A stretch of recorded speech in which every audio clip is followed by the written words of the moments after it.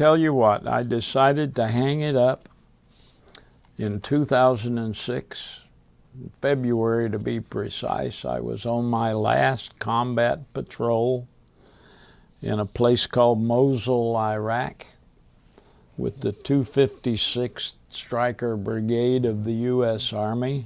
We had a pair of Kiowa Warrior helicopters flying over, flying protection over us as we patrolled the city, and one of them had just been shot down.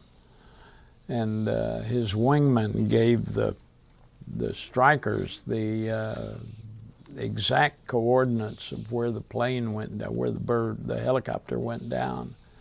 And we were there in 2 minutes. And we found the wreckage of the chopper, and there were 2 men in it. We pulled it apart with our bare hands and got the pilot out.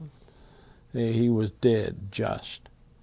And we tore into the other side of the helicopter and got the co-pilot out, and he was alive. We had a pulse.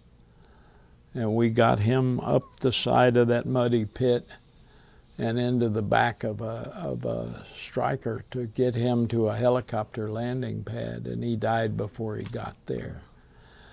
And I tell you, I was standing there in that rain, and thankful it was raining, because you couldn't tell I was crying, because I knew what was going to happen with those 2 families, a wife in each one, 2 babies in each one, all under the age of 4. And an army sedan is going to pull up, and their lives are going to be destroyed. And to me, it was exactly the same as looking in the faces of those 2 men I pulled off that mountaintop in Vietnam so many years before.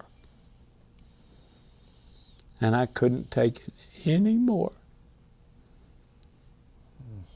I'm 65 years old, and I'm still running up and down sand dunes after 19-year-old Marines and looking in the faces of dead Americans. That ain't right. So I quit. I hung it up the 1st of June, 20, Lord, I can't even remember now, 2006. And on the 1st of June, I loaded the last of my stuff in a U-Haul truck, as big a one as I could rent, and I headed south to Texas at a high lope.